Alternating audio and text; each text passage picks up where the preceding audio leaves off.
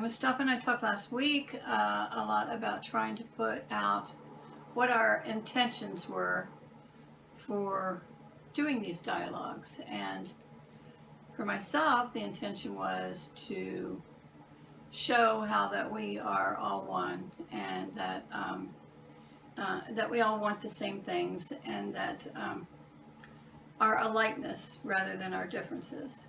I believe we ended on coming up with the topic of Sufism, and how as soon as you say the word I'm a Sufi, or I have a friend who's a Sufi, everybody sort of lights up, and the connotation is like, oh, I'm a Sufi, I know a Sufi. And why is that? Why is that so exciting to everyone? And why are other religions just shut down before people even know what they are? Because I truly believe we're all praying to the same God. We're all made of the same particles. We're all the same stuff.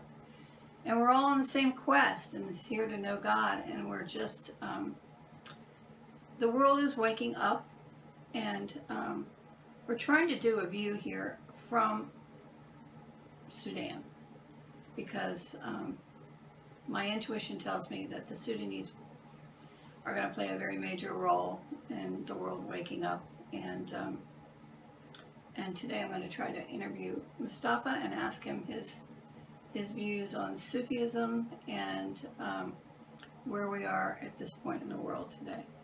Okay, thanks again for everybody who is listening to us at this moment, for taking his time and interest to see what this is about.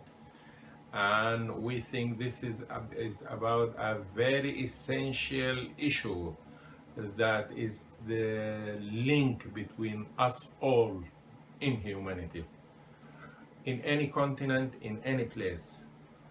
I think we have hearts and minds that are linked to reality as it is. The real spirituality is the essence of everything, and the essence of everything is put inside us. We as individuals inherit the story of creation since the beginning. Each one of us inherits that inside himself. That's why we inherit the story of the whole evolution of the whole creation, because we were there right when it was just the fairest atom, when it originally, that spirituality, that ability of God, of the mighty God, when it first rotated and brought the very simple atom, which is hydrogen, one electron and one proton. But the question raised by Marty here, and as we said, this is a series of, we are trying to put a series and put in it those thoughts, which I have drawn from my teacher, Ustaz Mahmoud Muhammad Taha in Sudan. He really brought solutions, and he really brought essence for everybody to learn from. And it's true, the Sudan is a poor country down there in the heart of Africa, lived by black people. But when humanity is ready to listen to values and to moralities and to the good values in human being, the Sudan has so much to offer to humanity. Its participation is coming. And I'm surprised how Marty is able to sense that and to see it. But that is what Ustaz Mahmoud used to say, what we call the new Islam is the religion of humanity in essence. The layer behind those religions, the layer beyond the religions, where the original essential need of an individual for spirituality rests in the heart and in the mind, and which will talk to to our souls, to our hearts and minds, which is what God is talking to us through. Why Sufism is accepted generally in the West, why it gets liquid, as Marty said, because it is flexible, because it goes with the real sunnah of Prophet Muhammad, the actual deed of Prophet Muhammad. Not the laws, not the regulations, not the things that are put by people, not the solid, not the crude understanding of early 7th century Islam as the majority of Muslims are today. I mean, this jihad, the Qaeda, the ISIS, the Muslim Brotherhood, the Hamas, the Boko Haram, all of those are the rigid, the cruel faith which is brought by at the 7th century, when people rejected harshly the ideas, when things are still very tough, when life is still tough, not as it is refined and developed in today's life and as brought today in one entity.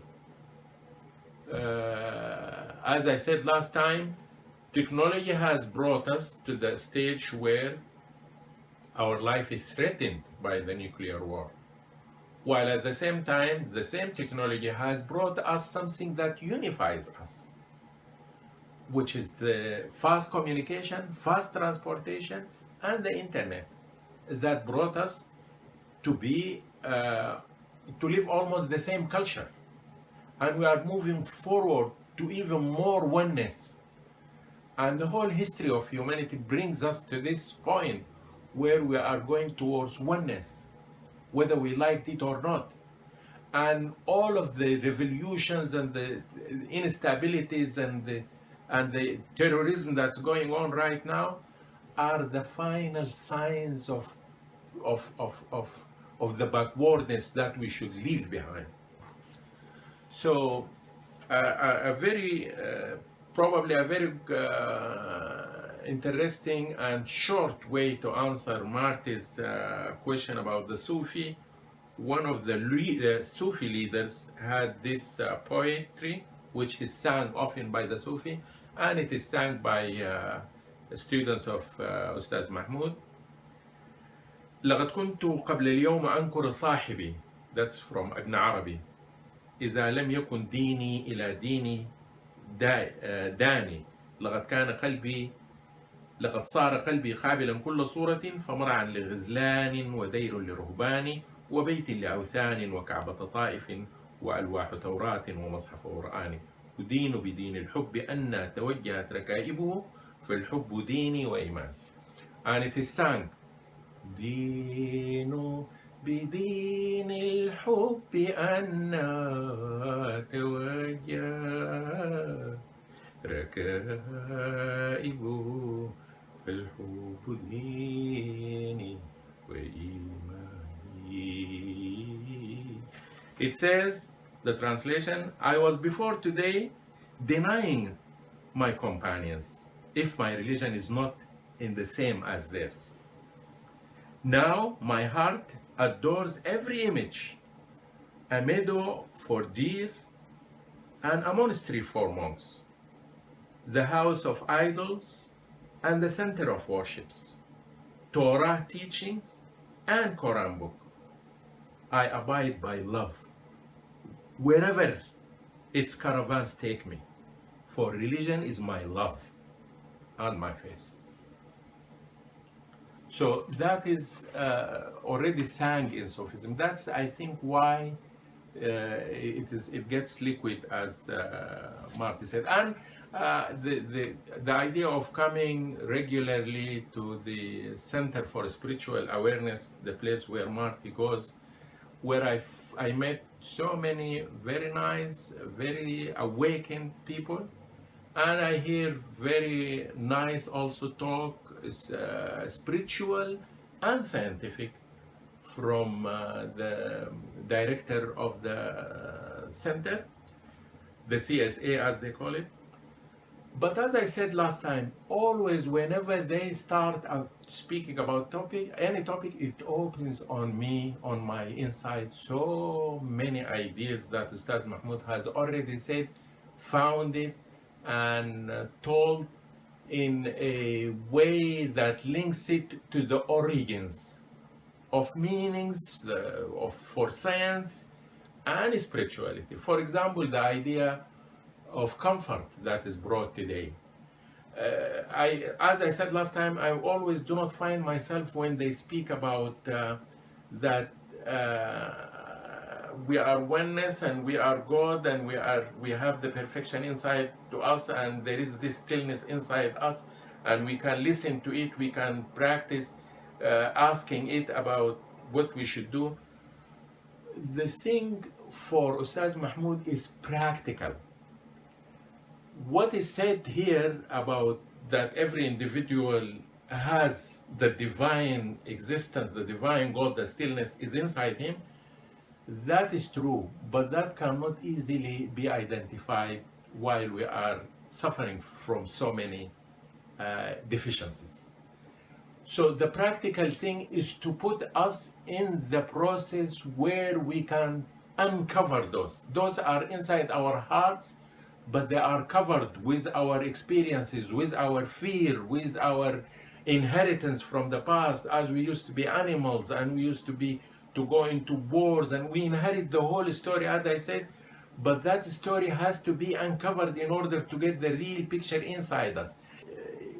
The reality is there, the reality is God, but we cannot go to God directly because we don't know him, because so many things cover us from him.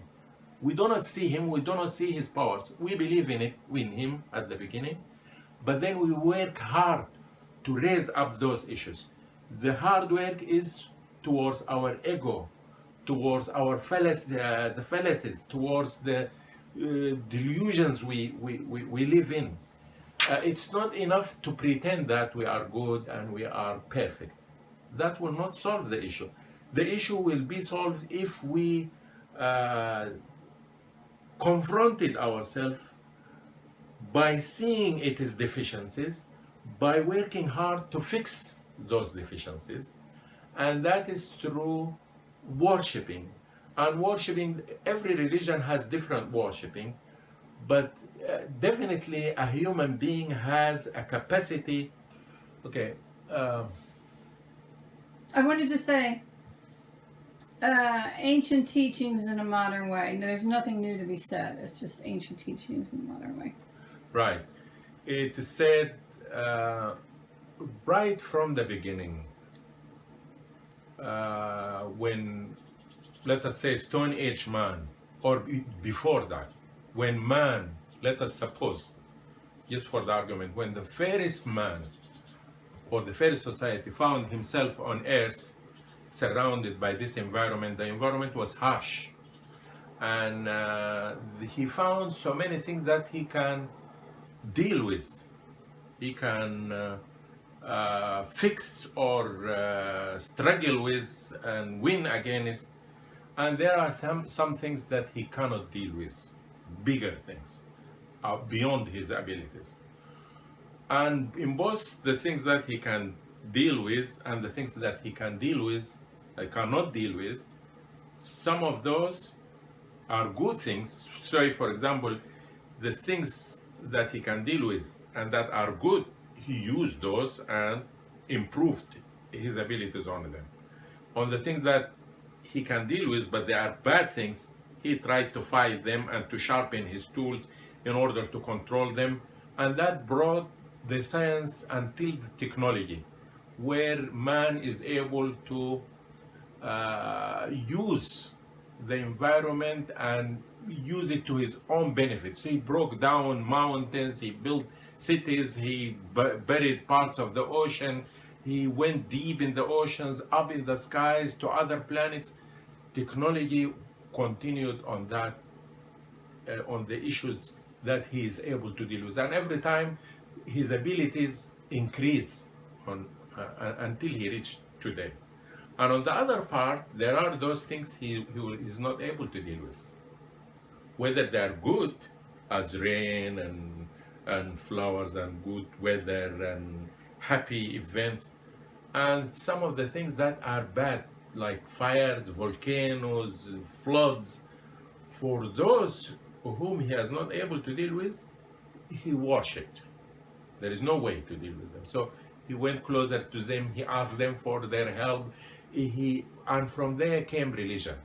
So even the earliest religions came from a need to adapt to our surroundings.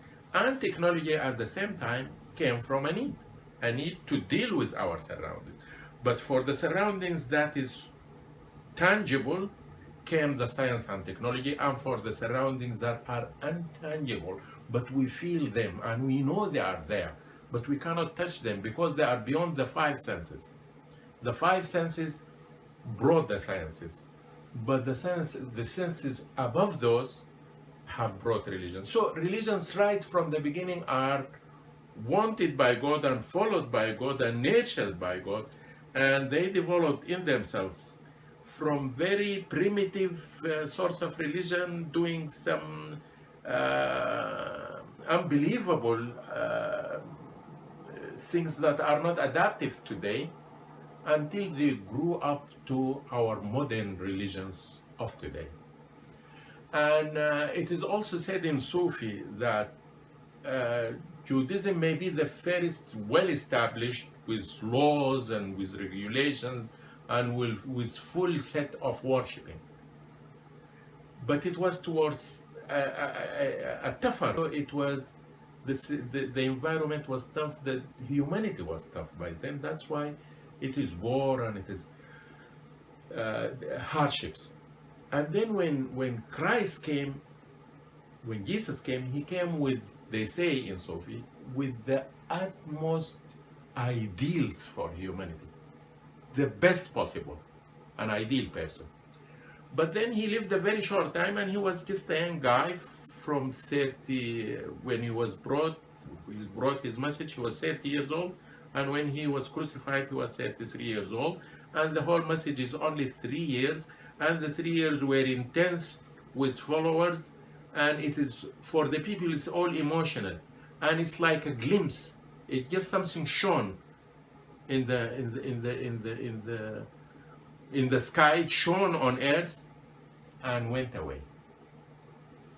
They say when Islam came, it came inheriting all of those religions. So in part of it, the early part of the 7th century is tough. That's what all of the Muslims are now trying to follow, whether they are a little moderate in it or extremist on it. Extremists like the Muslim Brothers and the ISIS and all of those. And the moderate are the other Muslims, including different sects. But in the Makki Quran came the Christ, the ideals of humanity. And that is said literally in Quran, that is said.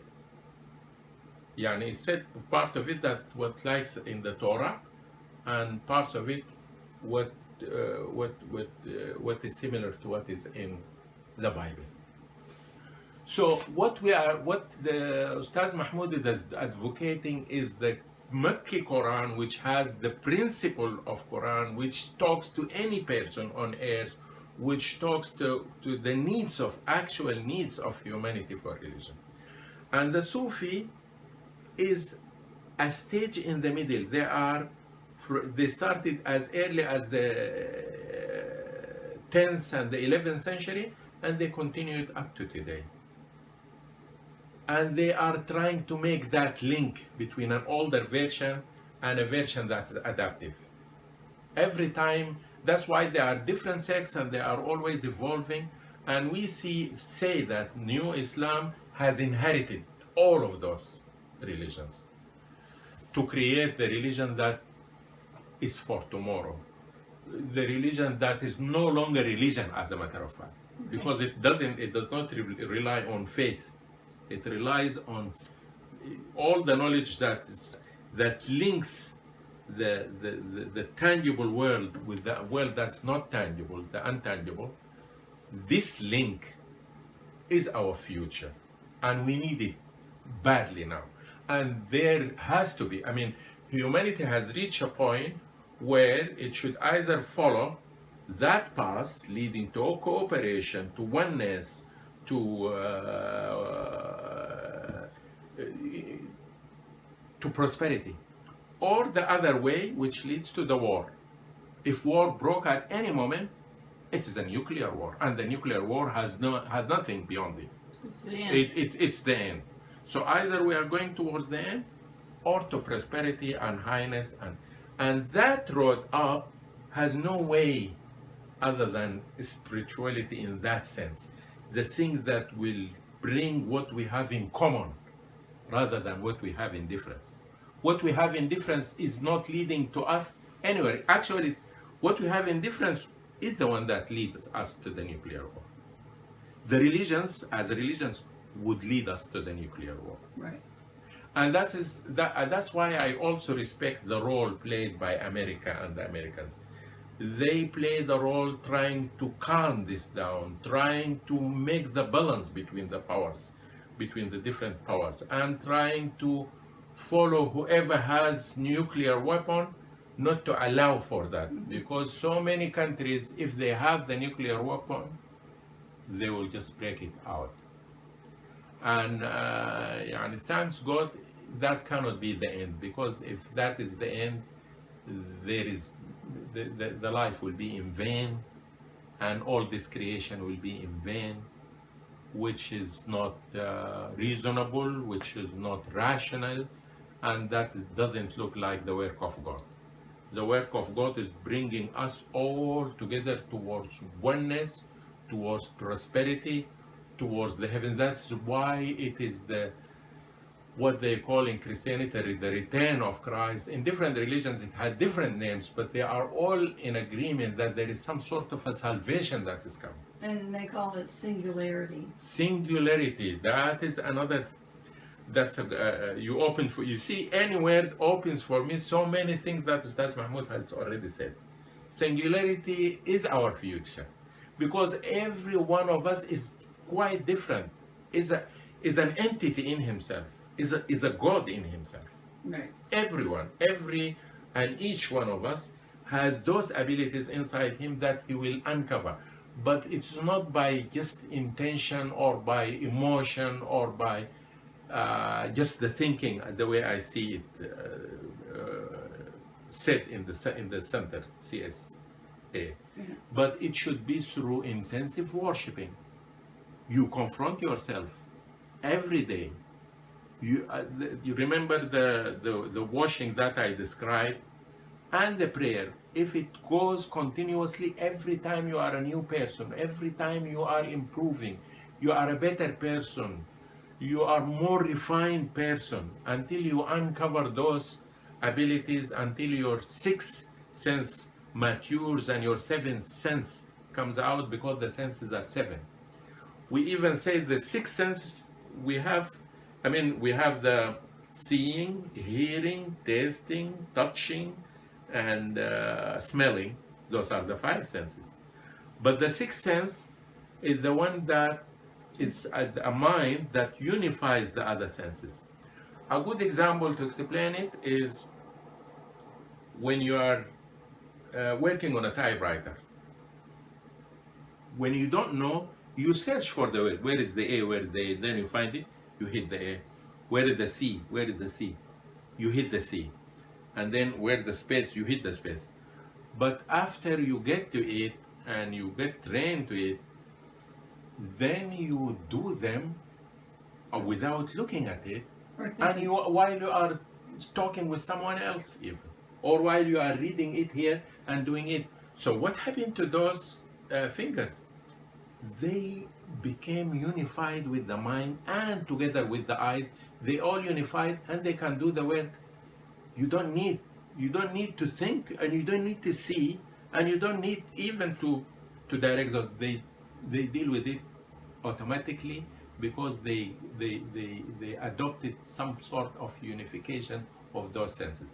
So the sixth sense that is coming is a mind that links together between the senses and deal with them naturally and easily and spontaneously, and that's how talking can be through telepathy. I just look at you and I can see what you want to say, and you can understand me, and it's Intuitive. like that.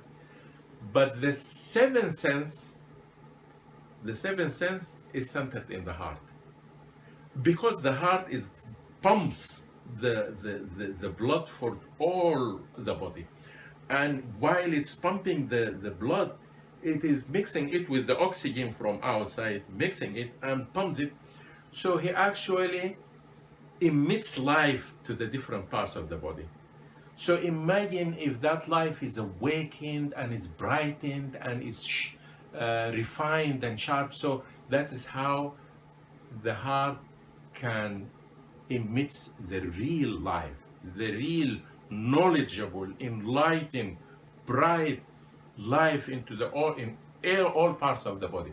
That is the seventh sense that is coming. So the sixth sense and the seventh sense are coming when we are awakened enough, when we have already worked with ourselves and got rid of the ego.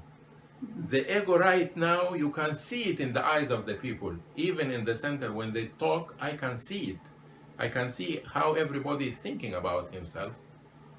And that's not a problem, because all of us are like that.